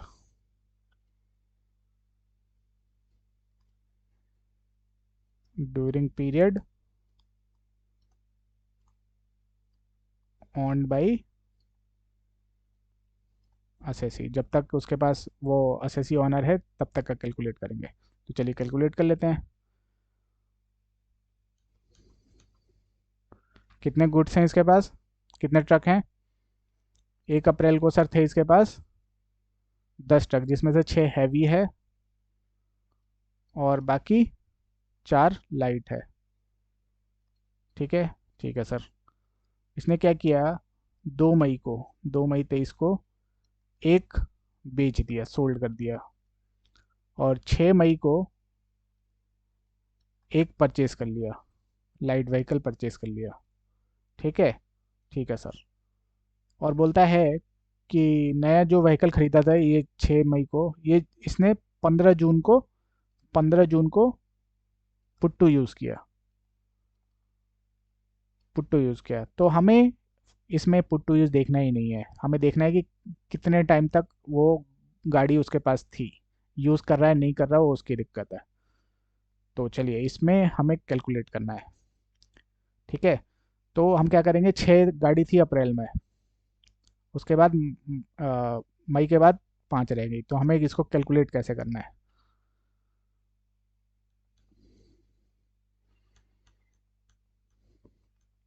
कितना गाड़ी का वजन कितना है सर? 15,000 किलो। ठीक है, तो पहले हैवी का कैलकुलेट कर लेते हैं। हैवी व्हीकल्स,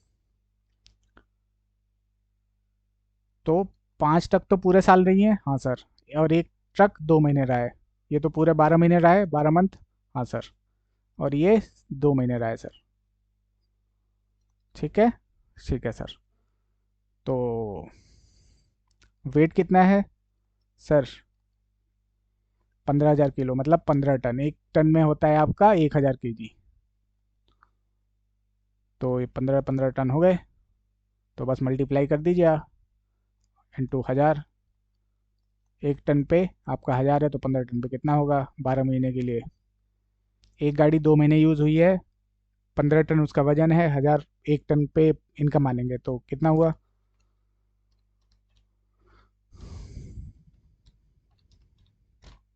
सर 30,000 ये आया। और ये आया हमारा 5 गाड़ियों का, 12 महीने यूज़ हुआ है, 15 टन की गाड़ी है, 1000 रुपये 1 टन का है, तो ये हो गया हमारा 9 लाख रुपए। टोटल कितना हो गया 9,30,000 हैवी गुड्स व्हीकल का। ठीक है। वैसे हम लाइट गुड्स व्हीकल का कैलकुलेट करते हैं अब।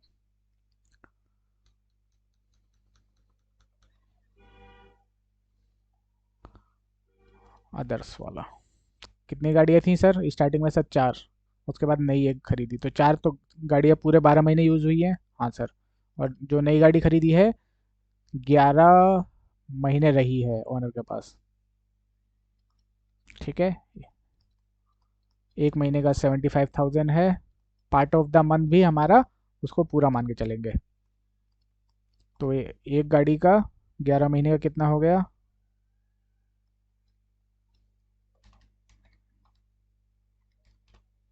यह सर 82,500। और ये कितना आया?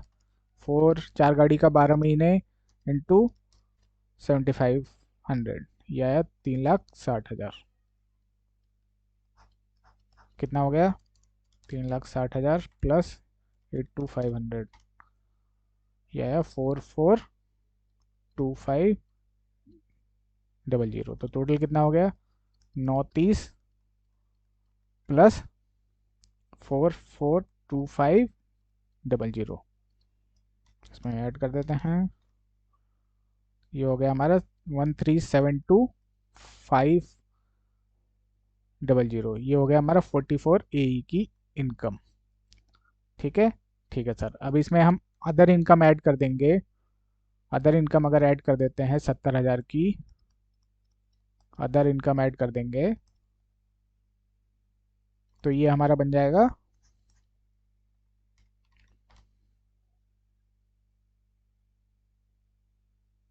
14,425,000।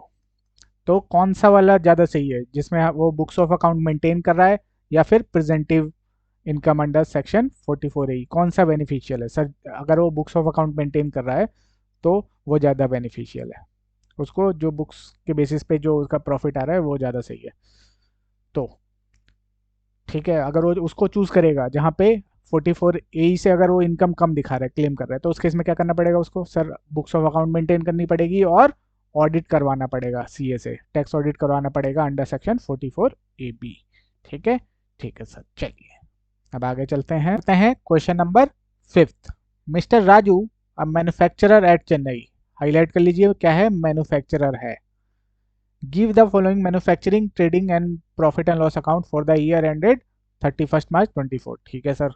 Opening stock, purchase of raw material, manufacturing wages and expenses, gross profit.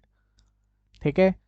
फिर इधर आ गया sales, closing stock, administrative charges, CGST, SGST penalty, GST paid, general expenses, interest on a bank on machinery, term loan, depreciation, net profit, gross profit, dividend from domestic company, by income from agriculture net 1,80,000। ठीक है। तो ये दे रखा है।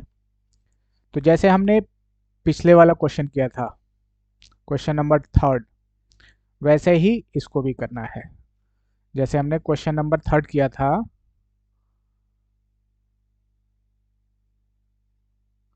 Mister mister Shivam वाला, वैसे ही इसको भी हमें वैसे ही सॉल्व करना है।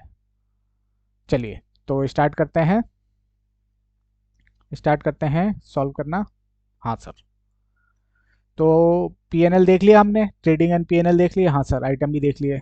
अब देख लीजिए इसमें से आइटम कौन से अलग अलग करने हैं अपने को। एक तो सर ये डिविडेंड का हो गया, ये इनकम फ्रॉम अदर सोर्सेज में जाएगा। ठीक है। इनकम फ्रॉम एग्रीकल्चर ये आपका एग्जाम्प्ट होता है, तो ये आएगा नहीं। उसके बाद पेनल्टी, ये आपका डिसअलाउ होएगा, एड बैक हो जाएगा ये। जीएसटी पेड देखते हैं इसका। General expenses, interest on interest to bank on ना मशीनरी टर्म लोन, देखते हैं इसका क्या ट्रीटमेंट है आगे। डेप्रिसिएशन, ये आपका एड बैक होएगा। फिर नेट प्रॉफिट दे रखा है।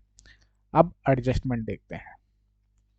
Administrative charges include 46,000 paid as a commission to a brother of assessee. The commission amount to a rate, market rate is a 36,000। जो मार्केट में जो कमीशन का रेट चल रहा है वो 36,000 था, लेकिन इसने अपने ही भाई को कुछ काम करवाएगा, उसको कमीशन दिया 46,000, मार्केट रेट से ज़्यादा। तो जितना अनरीजनेबल है वो आपका डिसअलाउ हो जाएगा। कौन सा सेक्शन लगेगा यहाँ पे? 48(2). ठीक है, ठीक है सर। अगला है assessee paid 33,000 in cash to a transport carrier on 29/12/23। This amount is included in a manufacturing expenses.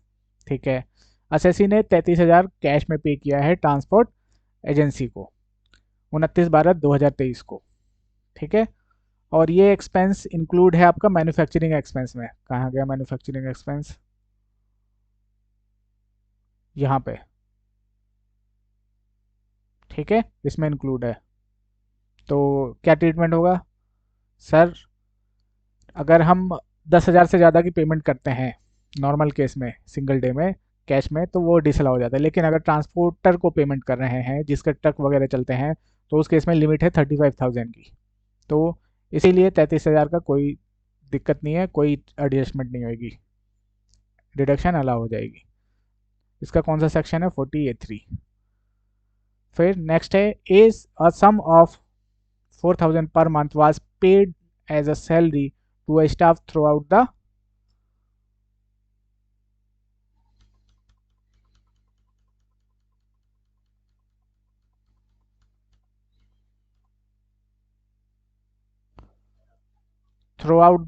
year and this has not been recorded in the books। 4,000 रुपये हर महीने अपने स्टाफ को वो सैलरी की पेमेंट कर रहा है, लेकिन ये बुक्स में रिकॉर्ड नहीं हुआ।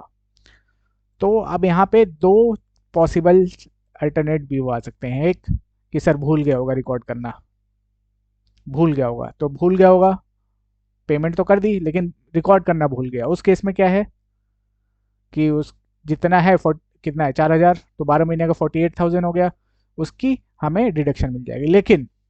लेकिन रिकॉर्ड ही नहीं किया बुक में, मतलब मान लीजिए उसके पास ब्लैक मनी है और अपने स्टाफ को ब्लैक मनी से पैसा दे रहा है, वो ब्लैक मनी से पैसा दे रहा है, तो ये क्या बन जाएगा? अनएक्सप्लेन्ड एक्सपेंडिचर बन जाएगा। वो एक्सप्लेन नहीं कर पाएगा कि किस सोर्स से वो पेमेंट कर रहा है, तो उस केस में ये ऐड हो जाएगा 48,000 नेट प्रॉफिट में। ठीक है, तो दोनों व्यू है, आप जौन सा व्यू लेना चाहें वो ले सकते हैं। एक व्यू बोलता है कि बुक्स में रिकॉर्ड करना भूल गया, जेन्युइन ट्रांजैक्शन था, बुक्स में रिकॉर्ड करना भूल गया, तो उस केस में इसकी डिडक्शन मिल जाएगी। दूसरी कि अगर अगर मान लीजिए उसके पास ब्लैक मनी है, कैश पड़ा हुआ है उसके पास ब्लैक का, उससे पेमेंट कर रहा है, तो उस केस में ये डिसअलाउ हो जाएगा और 48,000 नेट प्रॉफिट में और ऐड हो जाएगा और उस पर 60% टैक्स लगेगा। तो दोनों ही ऑप्शन है आपके पास, किसी भी दोनों में से कोई सा भी व्यू आप ले सकते हो। ठीक है, वो आपके ऊपर है। बस एग्जाम में आपने नोट डालना है कि हमने ये व्यू लेके क्वेश्चन को सॉल्व किया है। उसके बाद आता है bank term loan interest actually paid up to 31st 24 31st March 24 was 20,000 and the balance was paid in November 24। Very good, मतलब रिटर्न फाइलिंग के बाद पे किया है। ठीक है, जो बैंक लोन वहाँ पे था ऊपर, उसमें से इसने सिर्फ 20,000 पे किया है, बाकी अनपेड है। ये जो आपका इंटरेस्ट है 60,000 का, इसमें से सिर्फ 20,000 पे किया है और 40,000 अनपेड है। तो 40,000 क्या करेंगे? ऐड बैक कर देंगे। कौन सा प्रोविजन लगेगा यहाँ पे सर? यहाँ पे लगेगा 43B। ठीक है, ठीक है सर। उसके बाद आता है housing loan principal repaid during the year was 50,000। कोई हाउसिंग लोन लिया था उसने, उसका प्रिंसिपल उसने 50,000 रीपे किया है, ठीक है। एटीसी में डिडक्शन मिल जाती है इसकी। It relate to a residential property acquired by him in a previous year 22-23, उसके लिए उसने एक रेसिडेंशियल प्रॉपर्टी के लिए ये लोन लिया था 22-23 में, जो प्रॉपर्टी एक्वायर करी थी फॉर सेल्फ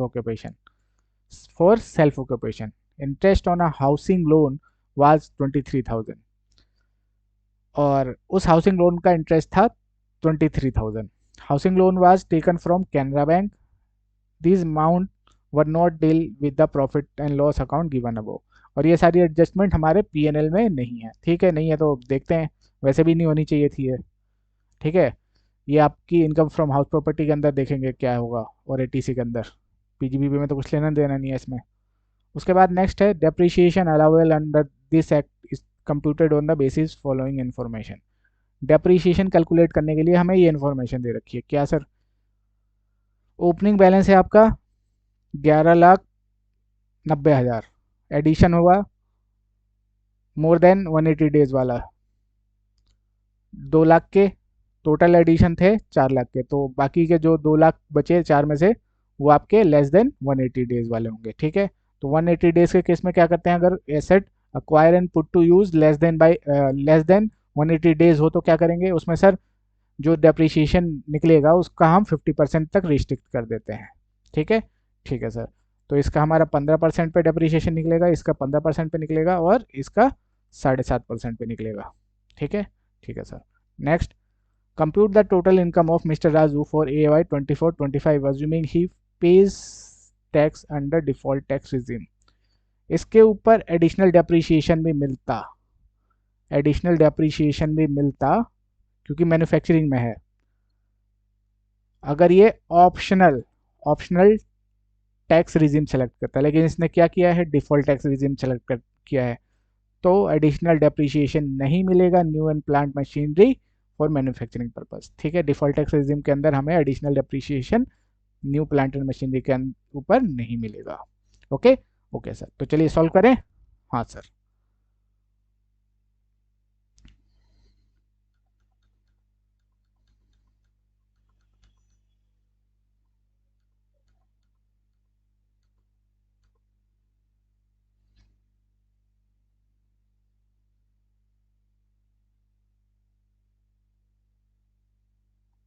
क्वेश्चन नंबर 5।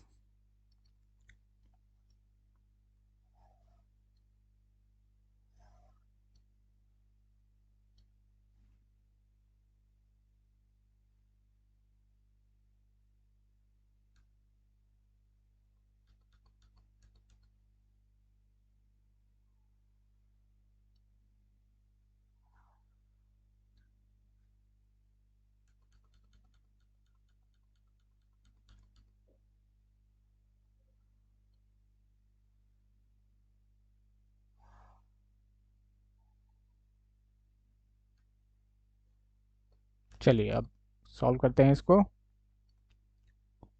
ये पार्टिकल्स हो गया, हाँ सर। अमाउंट, नेट प्रॉफिट कितना है? नेट प्रॉफिट है सर 5 लाख, ठीक है। हाँ सर। अब क्या करेंगे सर, इधर ऐड करने वाला आइटम लिख देंगे जो नेट प्रॉफिट में ऐड होने हैं, और थोड़ी सी जगह छोड़ के यहाँ पे हम लेस वाले लिख देंगे जो लेस होने हैं, ठीक है। ठीक है सर, तो चलिए अब करते हैं एक एक करके।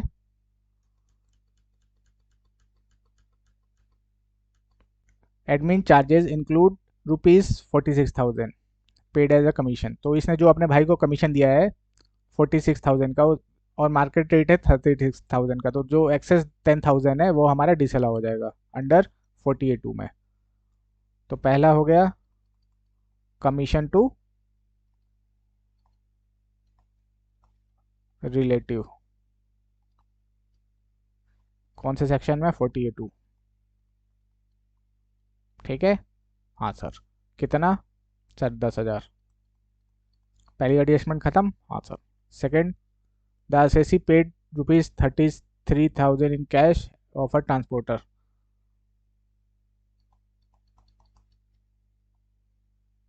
कैश पेमेंट टू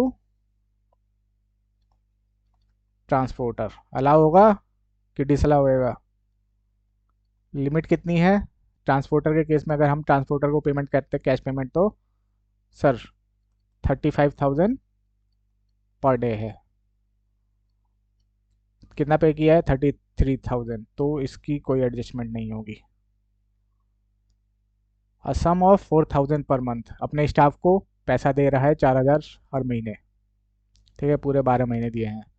अब यहाँ पे आपके पास दो ऑप्शन है, दो व्यू है। एक कि वो भूल गया होगा सर, पेमेंट जेन्युइन है लेकिन भूल गया होगा, रिकॉर्ड करना भूल गया, उस केस में ये लेस हो जाएगा। दूसरा ऑप्शन है कि सर उसके पास कुछ ब्लैक मनी है, उससे पैसा दे रहा है, इनलीगल पैसा है, उससे पैसा दे रहा है। ठीक है, तो फिर ये चला जाएगा आपका अनएक्सप्लेन्ड एक्सपेंडिचर, जिसको वो एक्सप्लेन नहीं कर पा रहा है, ऐसा कुछ खर्चा किया है जो कि उसने बुक्स ऑफ अकाउंट में रिकॉर्ड नहीं किया और उसको एक्सप्लेन नहीं कर पा रहा है। ठीक है, तो उस केस में ऐड हो जाएगा। तो हम मान के चलते हैं अनएक्सप्लेन्ड एक्सपेंडिचर है ये। आप दूसरा व्यू भी ले सकते हो, उस केस में ये लेस हो जाएगा।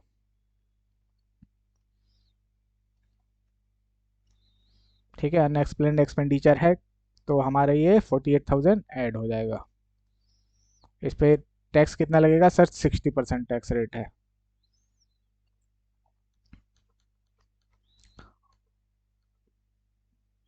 उसके बाद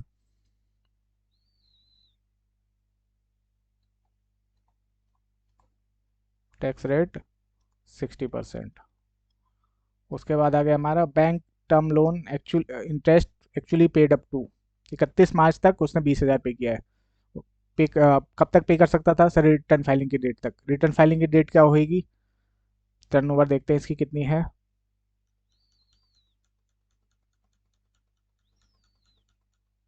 सर टर्नओवर है 2,32,00,000, तो टैक्स ऑडिट एप्लीकेबल होगा। इसकी due date of return filing होगी 31 अक्टूबर, और ये पे कर कब कर रहा है? नवंबर में, मतलब रिटर्न फाइलिंग के डेट के बाद। तो उस केस में ये भी ऐड हो जाएगा आपका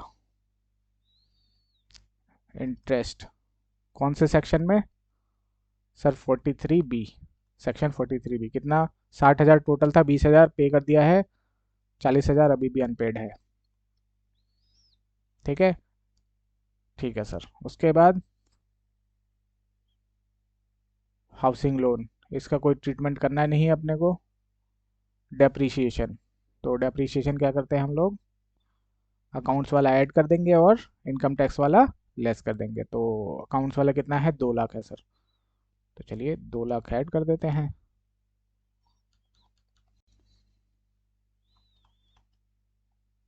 डेप्रीशिएशन एज पर बुक्स कितनी है? 2 लाख रुपए। तो ये सारे ऐड हो जाएंगे। ठीक है, ठीक है सर। अब लेस करने वाले आ गए। और भी कुछ है? और देख लेते हैं ऊपर कहीं उसमें आ रहा होगा कुछ। सर एक पेनल्टी है सर, ये सेक्शन 37 में अलाउ हो जाए, डिसअलाउ हो जाएगा सर। ठीक है, तो इसको डिसअलाउ कर देते हैं। और तो कुछ इसमें कुछ दिख नहीं रहा है। हाँ सर,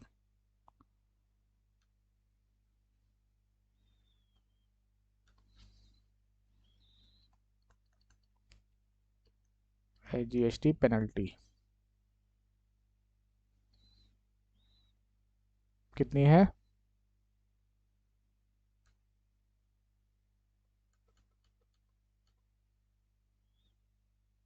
5,000।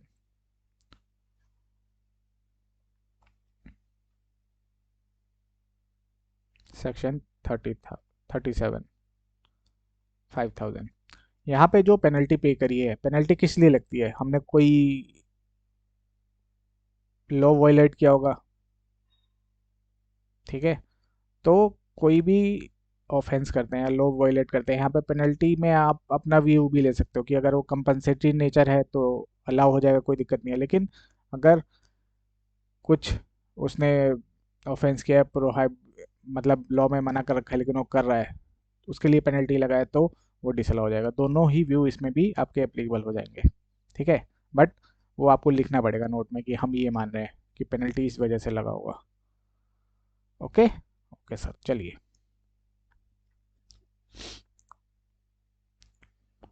तो ये हो गया एडिशन। अब लेस वाला करते हैं। सबसे पहला डेप्रिसिएशन। डेप्रिसिएशन तो यहीं कैलकुलेट कर लेते हैं। हाँ सर, 1190 इंटू 15%, ये आया हमारा। इन दोनों को ऐड करके निकाले कितना आता है, प्लस 2 लाख इंटू 15%। इन दोनों का आता है आपका 208,500।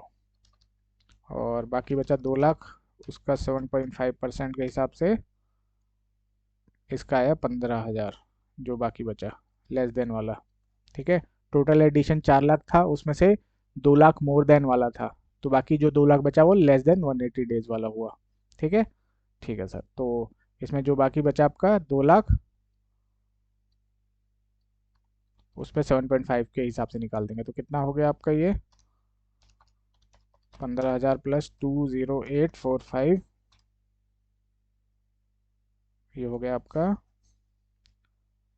223500।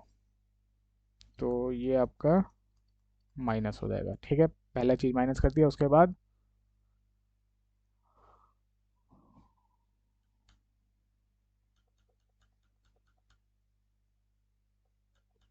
डिविडेंट इनकम है सर 15,000 की, और एग्रीकल्चर इनकम है। एग्रीकल्चर इनकम तो वैसे ही टैक्स नहीं लगता उस पर।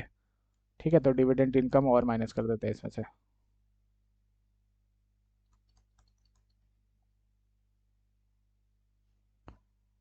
डिविडेंड इनकम माइनस कर देते हैं, ये जाएगा आपका इनकम फ्रॉम अदर सोर्स के अंदर।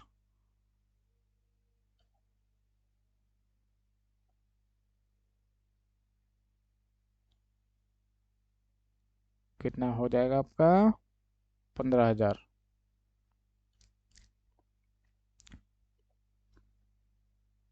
ये हो जाएगा माइनस। उसके बाद एग्रीकल्चर इनकम। एग्रीकल्चर इनकम हमारी इनकम में इंक्लूड है बुक्स में, हाँ सर, लेकिन इनकम टैक्स में उस पर टैक्स नहीं लगता है, तो उसको भी हम लेस कर देंगे क्योंकि वो हमारे प्रॉफिट में इंक्लूड है। तो उतने से प्रॉफिट हमारा कम हो जाएगा, 1,80,000।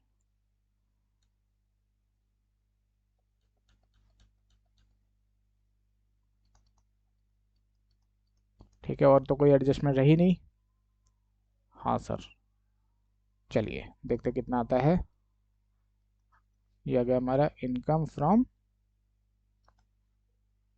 पीजीबीपी।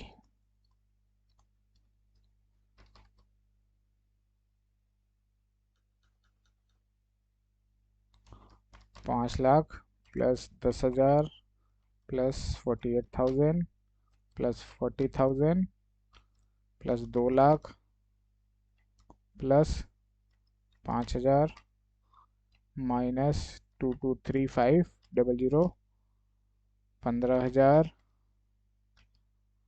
1,80,000। ये हमारा आया, इसको नीचे कर देते हैं,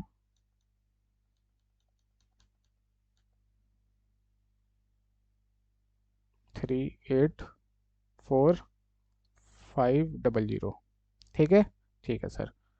फिर आता है हमारा इनकम फ्रॉम हाउस प्रॉपर्टी। ठीक है, इनकम फ्रॉम हाउस प्रॉपर्टी। तो ग्रॉस एनुअल वैल्यू क्या होगा सर? नील। नील होगा, ठीक है। म्यूनसिपल टैक्स पेड की डिडक्शन मिलेगी नहीं उसमें। 24B में जो इंटरेस्ट की डिडक्शन है वो मिलेगी सर, डिफॉल्ट टैक्स रिजीम में वो भी नहीं मिलेगी। ठीक है, इंटरेस्ट की डिडक्शन भी नहीं मिलेगी, तो इनकम फ्रॉम हाउस प्रॉपर्टी हो जाएगी नील।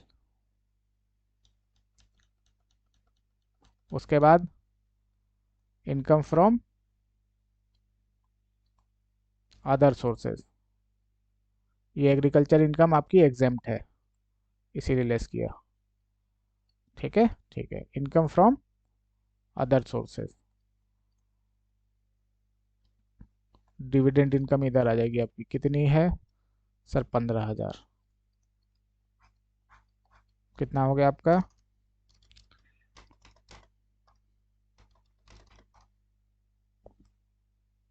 399,500। ठीक है, ग्रॉस टोटल इनकम। इसमें से हम लेस करेंगे एटीसी की deduction.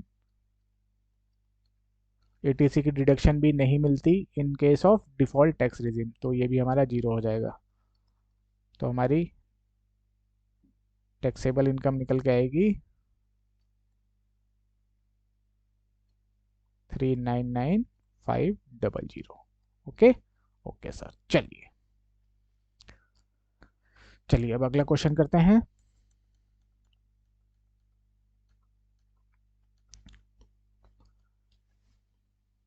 Mister Tenzing is engaged in a composite business of growing and curing further processing coffee at in core Karnataka.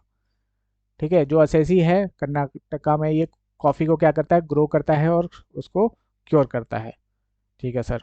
The whole of coffee grown in his plantation cured. ठीक है, जितना भी coffee उसने उगाया था सबको क्योर कर दिया। Relevant information pertaining to the year ended 31st March 24 is given below। ये डिटेल दे रखी है। क्या है?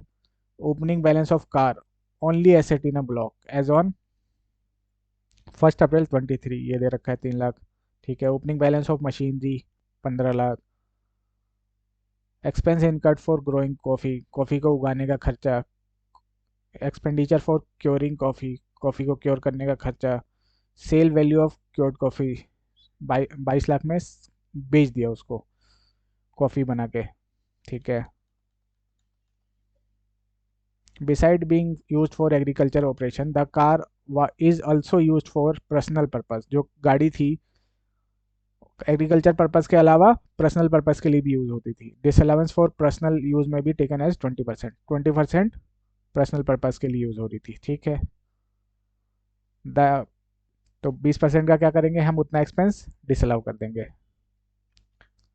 The expense incurred for a car running maintenance are 50,000। Car की रनिंग मेंटेनेंस, पेट्रोल का खर्चा, सर्विसिंग कॉस्ट, ठीक है, वो सब 50,000 आया था। The machine were used in coffee curing business manufacturing. फिर जो मशीन थी 15 लाख की, उसका यूज़ कॉफ़ी को क्योर करने में किया गया। ठीक है। ठीक है sir. Compute the income arising from the above activity for the AY 24-25। तो हमें इसमें इनकम निकालनी है, कितनी होगी? बिजनेस इनकम कितनी है और एग्रीकल्चर इनकम कितनी होगी? ठीक है, चलिए सर तो निकालें। हाँ सर। 6 सॉल्यूशन।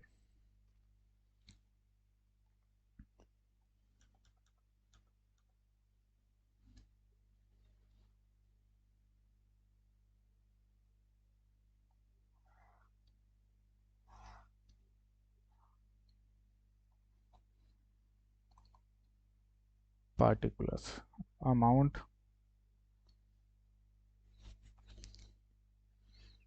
सेल वैल्यू कितनी है सर? 22 लाख।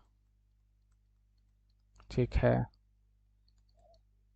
उसमें से माइनस कर दीजिए आप expense for growing coffee. Coffee को ग्रो करने में कितना खर्चा लगा? ये वाला 3,10,000, इसको माइनस कर दिया। ठीक है सर। फिर माइनस किया हमने expense for curing coffee. Expense for curing coffee कितना है? 3 लाख रुपए।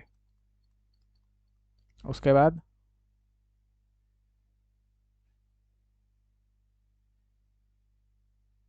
कार का रनिंग मेंटेनेंस है। कार रनिंग एंड मेंटेनेंस कितना है सर? 50,000। लेकिन सर गाड़ी तो सर 20% पर्सनल पर्पज़ के लिए भी यूज़ हुई है, तो बिजनेस के लिए कितनी यूज़ हुई है सर? 80%। तो खर्चे का 80% निकाल देंगे। सिंपल। 50,000 का 80% निकाल देंगे, कितना हो जाएगा? सर 40,000। ठीक है, खर्चे सारे आ गए। सर डेप्रिसिएशन बचा हुआ है गाड़ी और उसके ऊपर। चलिए डेप्रिसिएशन भी माइनस कर देते हैं। डेप्रिसिएशन ऑन मशीन कितना है? मशीन तो पर्सनल पर्पज़ के लिए यूज़ नहीं हुई, नहीं सर। तो मशीन पे लगेगा 15% और 15 लाख की हमारी मशीनरी है। तो कितना हो गया सर? 15 लाख इंटू 15%, ये हो गया सर 2,25,000।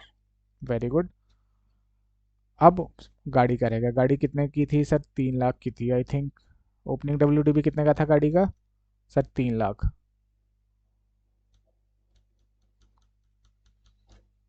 तो गाड़ी का भी निकाल देते हैं। डेप्रिसिएशन ऑन कार 15% इंटू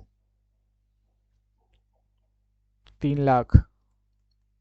लेकिन सर गाड़ी तो 20% पर्सनल पर्पज़ के लिए भी यूज़ हुई है, तो 80% निकाल देंगे जितना बिजनेस के लिए यूज़ हुई है। तो 3 लाख इंटू 15% इंटू 80%, 36,000। ये डेप्रिसिएशन हमें अलाउ होएगा, एक्चुअली अलाउ होएगा। ठीक है, तो अब माइनस करते हैं, कितना आता है? 22 lakh minus 3,10,000 minus 3 lakh minus 40,000 minus 2,25,000 minus 36,000। यह आया हमारा 12,89,000। ठीक है सर। अब ये तो हो गया हमारा कंपोजिट इनकम। कंपोजिट इनकम, इसमें आपकी एग्रीकल्चर की इनकम भी इंक्लूड है और बिजनेस की भी इनकम इंक्लूड है। 12,89,000। अब इसको हम अलग अलग कर देंगे। बिजनेस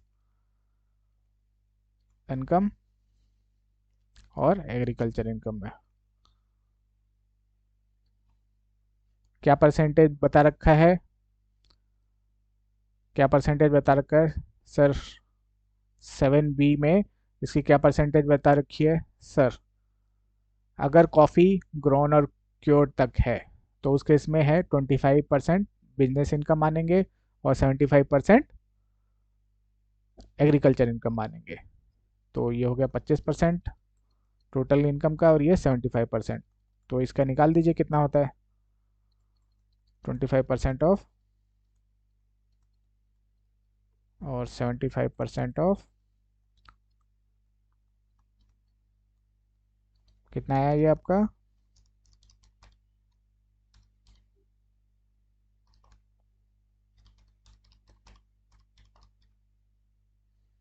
सर ये आया 3,22,250 रुपये। Very good. और ये कितना आया?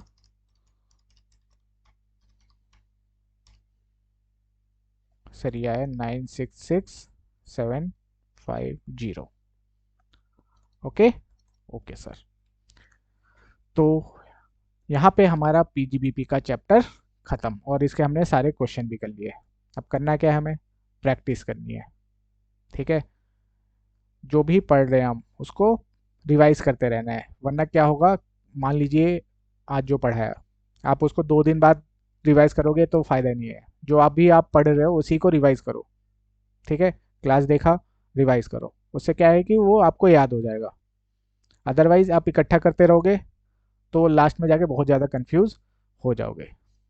ठीक है, और साथ साथ आप रिवाइज करते चलोगे तो कोई दिक्कत नहीं होगी, बहुत ही सिंपल लगेगा आपको। ओके। ओके। तो अगर यहाँ तक कोई भी आपको डाउट आ रहा है तो आप मुझे व्हाट्सएप या कॉल करके पूछ सकते हैं। मेरा number 7631399189। Okay. Okay sir. Okay, take care, good bye.